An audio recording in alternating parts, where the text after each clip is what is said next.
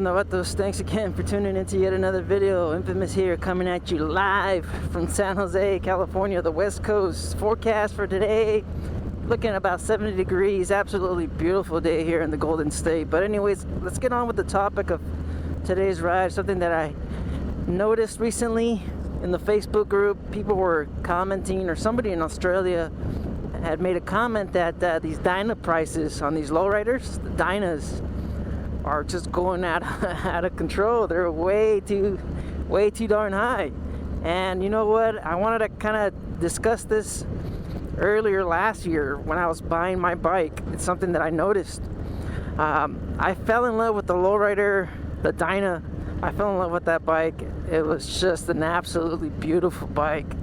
Everything about it, you guys know, all right? Just everything. The wheels, the color scheme. I'm a fan of it. That's why I got this one. And knowing how much it was costing then, I couldn't afford it. So I kind of said, you know what? Eventually, I'll be able to pick it up on the used market for less. And that was my thoughts. And as the years went on, it seemed like the Dyna Low Rider just kept on going up on value. And recently, from what I've seen in Australia, they're asking for, I believe, $28,000 in Australia, and I believe that comes out to around $21,000 here in the United States. So I was just taken back. I was like, man, wow, that's crazy. And by the time this one dropped, MSRP, I believe this one was somewhere around $18,000. I believe it was $17,800 last year. I can't remember. My my memory's really bad. All men and women created by you know the thing. So anyways, yes, I just kept on keeping an eye on it. Just like I said, I've been waiting a lot of years for this bike, and I think I started waiting, or I started planning on buying a brand new Harley around that time, the 2017. So if you guys seen my dealer buying experience, you guys know that I did put up with quite a bit so I could get this bike, and that's because I've waited 5 years or 6 years for this bike, and I've been saving up for it. So that's why it took so long. So anyways, back on topic. As I'm watching it, by the time this one was released, the Dyna Low Riders in California, I'm not sure, some people were mentioning that the prices of that bike was slightly lower in their area, but here in California, or in the Bay Area where I was looking, the Dyna Low Riders, they were north of $18,000, $19,000 with 20,000 miles on them. Yes. Crazy. So then I kind of just figured, you know what, for a bike, a used bike, at the time $18,500, almost $19,000 with 20,000 miles, I just kind of figured, you know what, I'm just gonna go to the dealership and just buy myself a new one.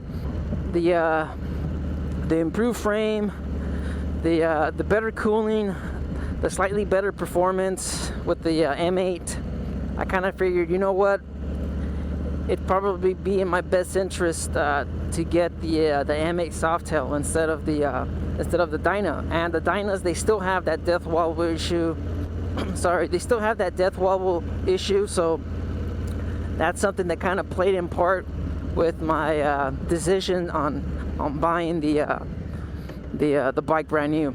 But I really like that bike, and still looking at it now, I see them every once in a while pop up on the market, and they're still going for $19,000. And I haven't checked on them recently because I know they're just way too expensive until, like I said, until I saw it yesterday on the Facebook group. They're going for a lot more now, and everybody just kind of made the same comment that in their area they're about $20,000. So some people were just saying, you know what, hey, it is what it is. Supply and demand. That bike's no longer being made. It's a beautiful bike. It's got all the right components, the drag bars, the color scheme, the wheels, everything about that Dyna Low Rider S. It's something to look for a fan to kind of have and to own as a collector piece, maybe. I'm not too sure, but if I had that Dyna Low Rider, I'd definitely be riding it. So I don't know. I mean, you guys out there, would you guys still buy. I'm pretty sure most of my viewers that own this bike are gonna love this bike, so there's no change in that. But some of you guys that are out there that are considering buying a Harley-Davidson, are you guys looking at probably buying a Dyna, or are you guys looking at purchasing one of these Softails M8s? I would tell you guys, you know what, this is a great bike. It's a great frame, everything. It's a great bike. I like it. I've enjoyed it so far. I've owned it for a little bit over a year now, and those Dynas are great too. But when a used vehicle is going more, it's going for more than a brand new one, you would just have to kind of lean over with the new one, just over the slight improvements, stuff like that. So I don't know. I mean, that's just me though.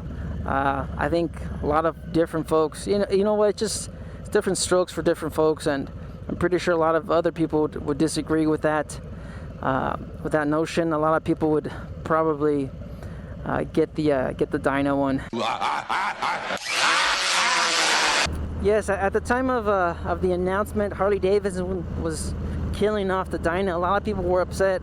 Like I said, I saw so many different videos. A lot of people had different arguments. Some people felt the Dyna frame was more performance oriented. So I don't know. I do know that everybody that rode these bikes absolutely loved these bikes, and they preferred this frame over the Dynas. So maybe a lot of those folks that release videos just haven't had seat time at the time. They didn't have any seat time on the Softails, or maybe they're just Dyna bros that they just weren't happy with the change, with the new frame, with Harley-Davidson killing off the Dyna. Who knows? So then, with the discussion in mind, you guys go ahead and share your 2 cents down in the comment section. Let me know, what route would you guys probably go if you guys had the extra cash, the extra plata to buy one of these bikes? Would you guys go this route, Softail Low Rider S, or would you guys consider a Dyna Low Rider S? Like I said, 2 different bikes. You guys just go ahead and share your thoughts. Just wondering. I really like the Dyna, like I said. I hate to repeat myself so many times, but I think I still would have gone Softail, and that's just like I mentioned over those minor improvements that I mentioned earlier. You guys just stay out there, stay safe. Thank you for tuning in to yet another video. You guys go ahead and leave a like on the video, much appreciated. You guys just stay out there, stay safe. Don't believe everything you read. Life's a risk. Get out there and ride. Later.